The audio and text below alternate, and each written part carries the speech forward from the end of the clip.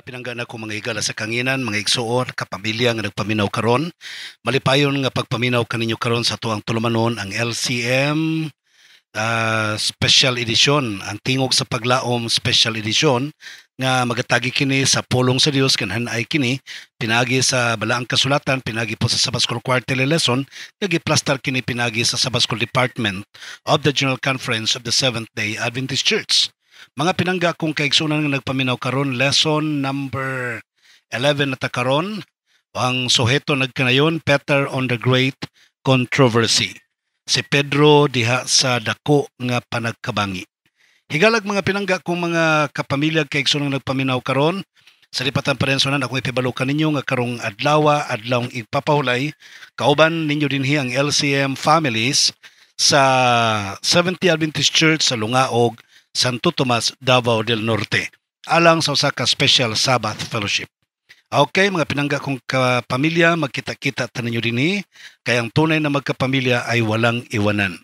Okay, padayon ta sa tuang suheto, Peter on the Great Controversy, pero sa dili pa magpataliwad sa nato kinig usa kapag ampo, magampo ta.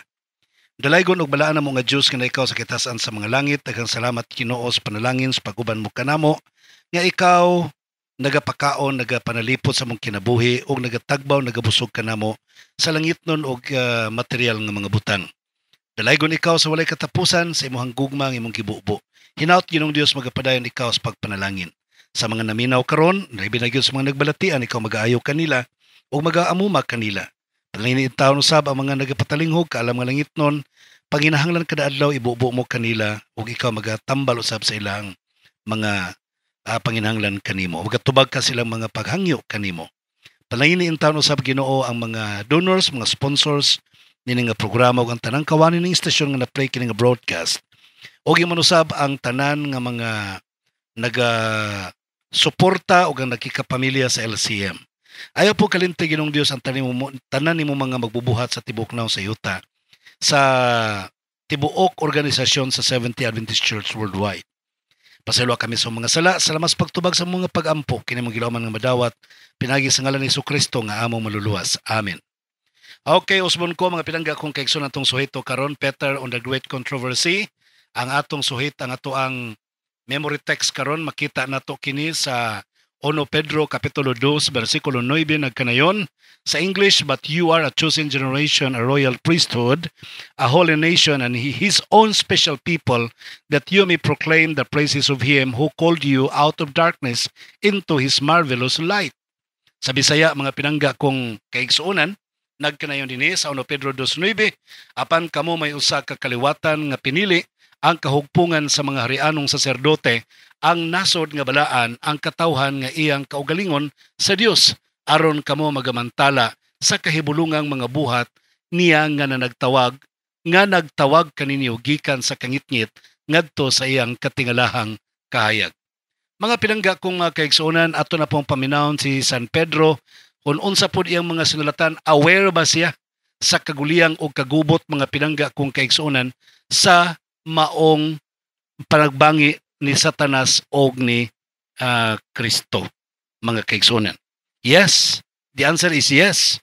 Kay gani, inausa siyang mga sinulatan, mga pinangga kung mga kaigsuonan sa 1 Pedro kapitulo 5 bersikulo 8 sa New King James Version nagkanayon, be sober, be vigilant, because your adversary the devil walks about like a roaring lion, seeking whom he may devour.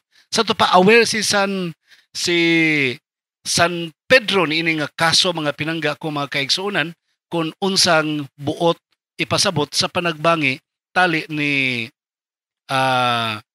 Kristo og ni Satanas. Gani na sinati niya mga pinangga ko mga kaigsuonan nga one time or many times nahulog pod siya sa kamot ni Satanas, although nakabawi siya, nakabalik siya mga kaigsuonan.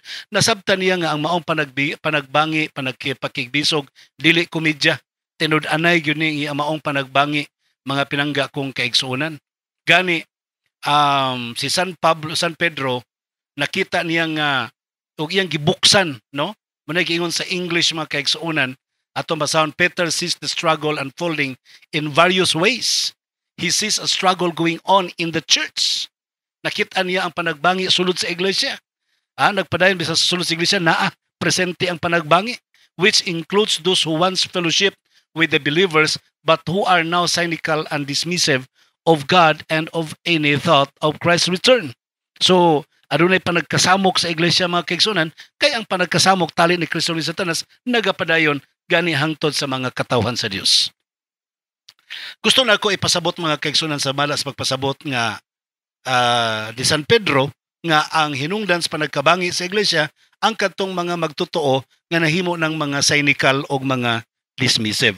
So sa may sabot ining cynical o dismissive sa dictionary mga kaigsunan sa Thesaurus gipasabot nga ang cynical o sa kini ka adjective nga nagpasabot nga believing that people are motivated by self-interest. They are distrustful of human sincerity or integrity.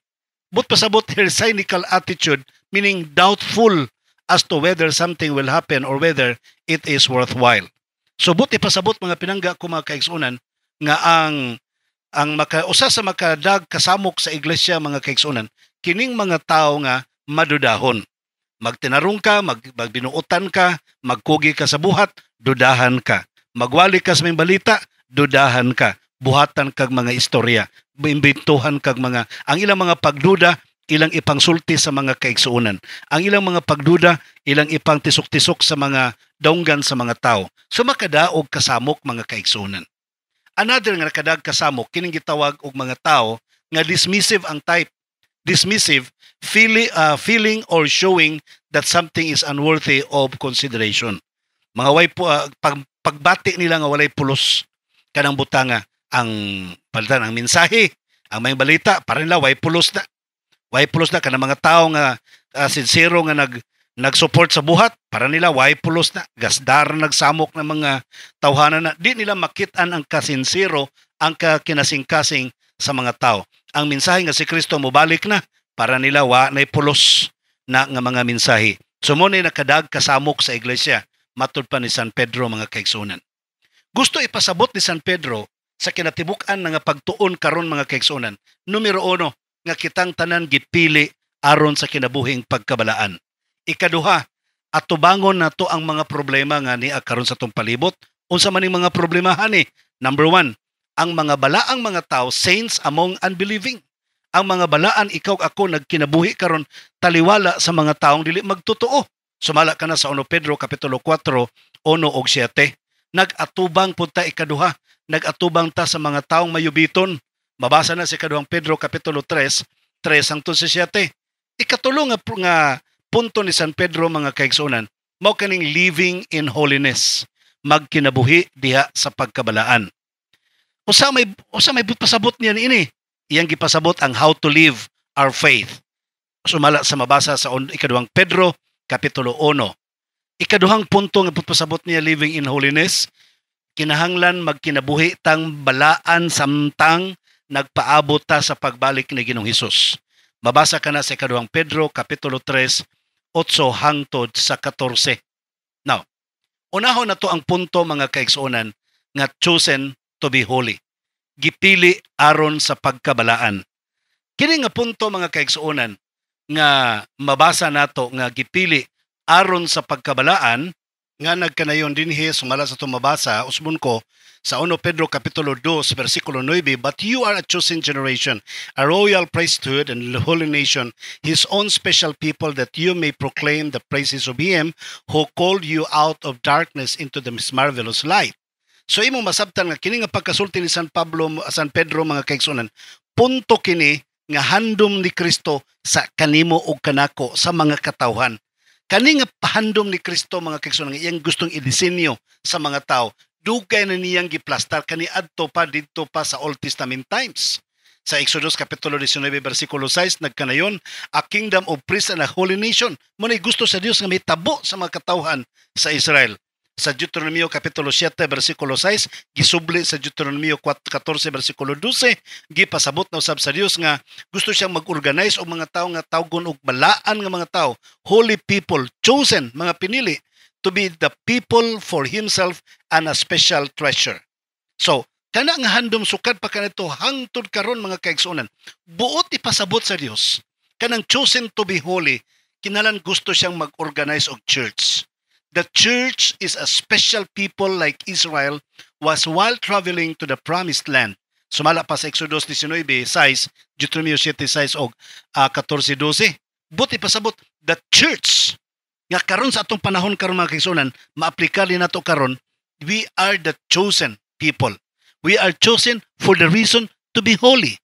Magkinabuhi tang isip mga pinili aron sa pagkabalaan. Number 2, we are bought by God at the cross. Gipalitan ni Kristo diha dito sa cross mga kaigsuonan. And finally, we are saved. Giluwastan niya from our sinful life. Pinaagi sa divine mercy. Pinaagi sa langit nun nga kaluoy mga kaigsuonan. And I would like to tell you, si Sister Ellen White, nagkanayon mga kaigsuonan sa Desire of Ages, page 317 nagkanayon, it is thus that every sinner may come to Christ, not by works of righteousness which we have done, but according to His mercy, He saves us. When Satan tells you that you are a sinner and cannot hope to receive blessings from God, tell him that Christ came into the world to save sinners. We have nothing to recommend us to God, but the plea that we may urge now and ever is our utterly helpless condition that makes His redeeming power a necessity. Renouncing all self-dependence, we may look at the cross of Calvary and say, in my hand, no price I bring. Simply to the cross I cling. Mabasa na sa writings ni Ellen G. White, mga pinangga kong kaigsuonan, Desire of Ages, page 317. Buot ipasabot mga kaigsuonan, we are not a special people because we are perfect people. We are not, we are not a special people because we are perfect people. But because God has chosen us, we can be sure that we walk in His marvelous light because we accept the choice. We feel our need for redemption and we believe we are fully dependent on God. Buti pasabot mga pinangga kong kaigsuonan nga ang atong pagkapinili, wa tagipili tungod kay balaan tang mga tao. Wa tagipili tungod kay matarong tang mga tao. Wa tagipili kay maayo tang mutuman sa balaod. Gipili ta mga kaigsuonan, nahimo tang balaan tungod kay gipili ta sa Dios, og kita pod nipili pud ta, midawat pud ta sa pagpili sa atong Ginoo. So wala ta niya gipili mga kaigsuonan kay tarong ta, makasasala tang iyang gipili. Wala ta nahimong balaan tungod kay manglaki ta, matarong ta. Nahimo tang balaan tungod sa gugma ni Kristo. Ang iyang grasya may naghimo kanato. Wa tay na contribute sa work of salvation, wa tay na-contribute sa plano sa kaluwasan, pero gipaambit niya sa kaluwasan sa iyang pagkamatarong ni Kristo Jesus mga pinangga ko mga kaigsuonan. Karon nahimo na tang matarong, nahimo na tang balaan. Asa man ta karon? We are saints among the unbelieving. Nahimo tang nagkinabuhi karong mga balaan taliwala sa mga unbelieving, mga taong daotan, mga taong dili magtotoo. Sa 1 Pedro kapitulo 4 versikulo 4, 1 Peter chapter 4 verse 4 nagkanayon. In regard to this, they think it strange that you do not run with them in the same flood of dissipation, speaking evil of you. Tungod kay kining mga matarong mga kaigsuonan, nagkinabuhing matarong, di man sila mosabay sa urog, sa uso sa mga tao nga mga dautan, ang ilang mga sinultihan lahi man, kalabanon sila sa mga tao, insultohon sila, pakitaon sila mga dili maayong mga inistoryahan mga pinangga kong mga kaigsuonan. Pero si San Pedro nangimbitar siya, nag-invite siya, sumala pa sa 1 Peter chapter 4 verse 1. Peter invites us to think like Jesus does as He break off with sin. Giunsa ni Kristo pagbuntog ang sala, dito ta magkinabuhi sama sa iyang pagkinabuhi mga pinangga kong kaigsuonan na minaw karon. Ang atong mga sala sa palibot karon, no, kasagaran atong ang mga sala sa mga tao nga matarong, kasagaran atong mga sala gikan sa influence sa ato ang palibot. Inom, sugal, mga sinultihang dili mao, dito na nagsugod ang atong mga kapakyasan o mga sala. Kining mga tawhana sa atong palibot mga kaigsuonan, kung pananglitan, dili na ta mo sabay silang mga inistoryan, dili na ta mo sabay silang mga line of thinking, kalabanon ta nila. himuon ta nilag dautan, buhatan ta nilag istorya dili mao. They cannot understand why we think and act like that. They will insult us. Ilatang insultohon. They accuse us of being weak or ignorant, and they try to make us take part on those sins again. Ilatang ingnon nga, kung ka, dautan po ka mo ni, mauna, ilay pang intriga, ilang ipamutang mga kaigsunan. That's why the advice of Paul in verse 7, nagkanayon, ang iyang advice, be serious and watchful in prayer. Gusto ni San Pedro mga kaigsunan, nga magmainampuon ta, seryoso ta sa atong mga pag-ampo para madaog na to ang mga kaaway nga ug ang mga taong dautan sa atong palibot. Okay. Kaning gisulti mga kaigsuonan sa atong author sa atong lesson nga nagkanayon, paminaba sa haragon ninyo. Ang gusto manggod unta, ang disenyo manggod sa Dios mao ni, as a royal generation and a holy priesthood, we are called to influence them for the good, as opposed to allowing them to influence us for the bad. The tragic history of Israel was just that. The pagans, instead of being influenced for good by Israel, influenced Israel for evil.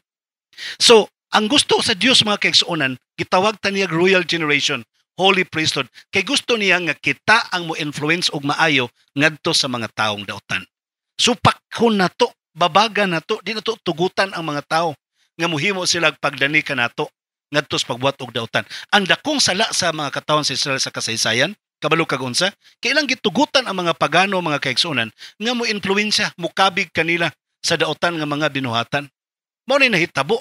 Now, in the last days, kining mga tawhana nga nag-influence og dautan sa mga matarong, they become scoffers. We need to we will experience the facing up to scoffers. Mag-atubang ta og mga mayubiton. Matud pa ni San Pedro sa 2 Peter chapter 3 verses 3 and 4, matud pa niya, knowing this first, that scoffers will come in the last days, walking according to their own lust, and saying, where is the promise of his coming? For since the fathers fell asleep, all things continue as they were from the beginning of creation. So, magsige sila gyubit, asa naman iyang pagbalik, asa naman tanan, kanitanan, anak, dagkakisagi panghisgot. Kabalo ba ka mga pinangga ko mga kaigsuonan? Nga ang gubat tali sa kahayag o sa kangitngit, tali sa mga sumusunod ni Kristo Jesus o sa mga promoters sa pagkadautan, hapit na mo abot sa grabing climax sa atong kapanahonan karon mga kaigsuonan. Kay ang yawa gigutom na. Matud pa ni San Pedro, nangita iyang sunod kaonon. Unya ang yawa nga gigutom gitabangan pagyud sa mga taong dautan sa pagbiay-biay sa mensahe nga si Kristo mobalik na gamit ilang mga scientific arguments, ilang mga maalamon tanan, aron sa pag-neutralize, aron sa pagpabugnaw sa pagtuo sa mga magtotoo.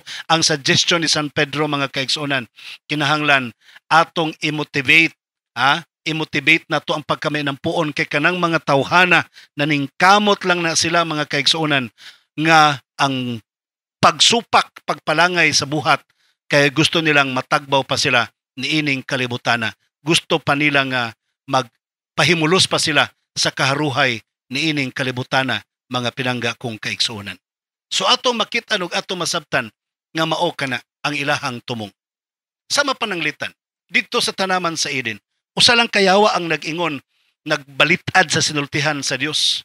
Usa lang, ang bitin lang niingon siya nga dili gayud ka mo mamatay. Despite nga ang Dios nagsulti mamatay ang tao. Pero karong panahon na sa last days mga kaigsuonan, daghan kay alalay ang yawa, nagsultig binalitad. They act like the serpent in Eden. They deny Jesus affirmation.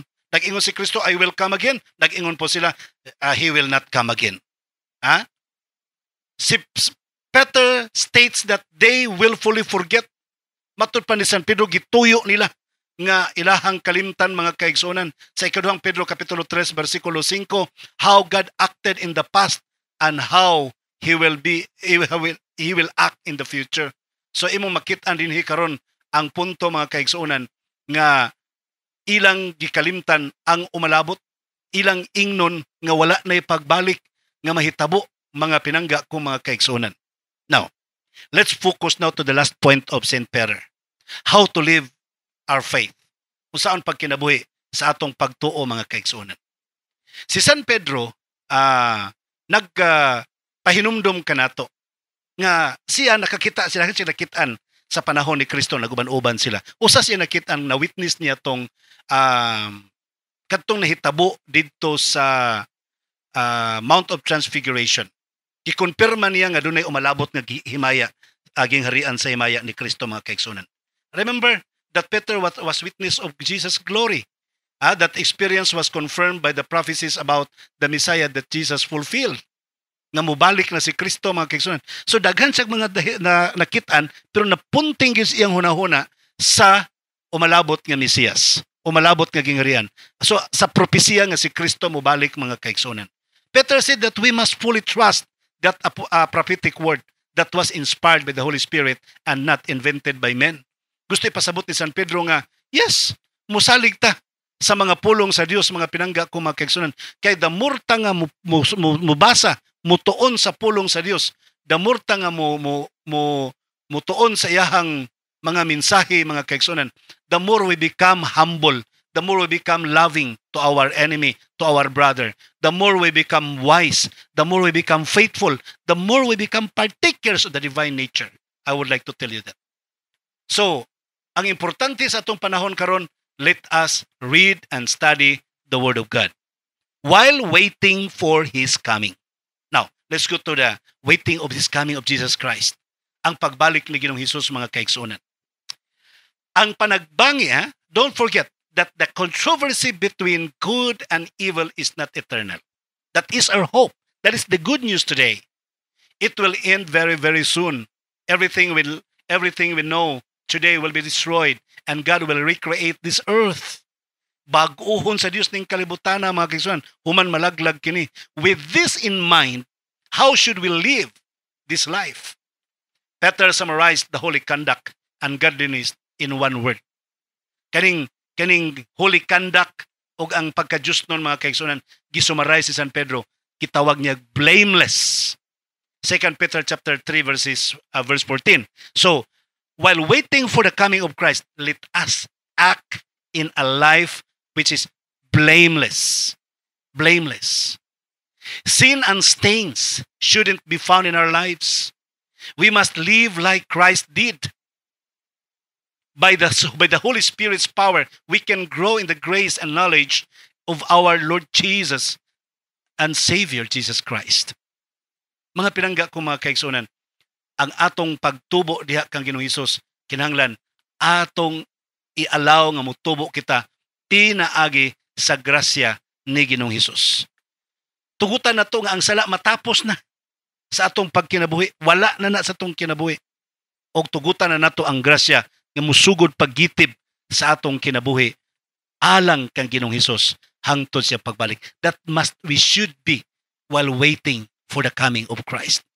Kinana dapat kita samtang magpaabot sa pagbalik ni Ginoong Hesus. Sa katapusan mga kaigsunan, si Ellen G. White, si Sister Ellen White, sa Testimonies for the Church, Volume 6, Section 1, Chapter 1, Paragraph 13, or page 13, nagkanayon, in order to manifest the character of God, in order that we may not deceive ourselves, the church and the world by a counterfeit Christianity, we must become personally acquainted with God. If we have fellowship with God, we are His ministers. Though we may never preach to a congregation, we are workers together with God in presenting the perfection of His character in humanity. Buti pasabot mga pinangga ko mga kaigsuunan, ang punto rin mao ni aron mapadayag ang batasan ni Kristo sa kinabuhi. Aron dili nato malimbungan ang atong kaugalingon. Ang iglesia o ang kalibutan pinaagi sa usa ka mini nga pagka-Kristyanismo, kinahanglan mahimo tang personally acquainted sa Ginoo. Aron nato malimbungan ang kalibutan ba sa mini nga Christianity. Kinahanglan suod ta kang Ginoong Hesus. Do na tay fellowship kauban kaniya. Kita iyang mga alagad, mga ministro ta niya. May mga ta magwali atubangan sa kongregasyon, pero kauban ta sa mga nagwali. Kita ang nagrepresent sa kinaiya ni Kristo sa iyang pagkabalaan o pagkahingpit ngadto sa katawhan. Laktod nga pagkasulti. Ang katapusan mo abot sa dili madugay. Ang panagbangi matapos na sa dili madugay. Kung atong iwali ang mimbalita og atong kinabuhian ang giwali mahitungod sa mimbalita. Mga kaigsunan, pasalaw ko ninyo, wala tayo panahon sa pakiguban kaninyo. Usbon ko, ako ipabalo kaninyo nga karong adlawng Sabado, kauban ko ninyo dinhi sa Seventh-day Adventist Church, Lungaog Seventh-day Adventist Church, usbon ko, Santo Tomas, Davao del Norte. Alang sa special meeting, monthly meeting, o special Sabbath fellowship sa LCM family. See you there mga kapamilya, ang Ginoo magapanalangin kanimo, ang Dios magauban kanatong tanan. Okay, wa na gyud tay panahon sa pagiguban kanimo sa ngalan lamang kanimo nga akong kapamilya o kang Jesus Christ nga to ang great provider. Ako usab ang inyong kapamilya nimong ulipon sa pagwali sa mga balita. Pastor Israel Villaver I, magaingon kanimo malipayong adlaw igpapahulay.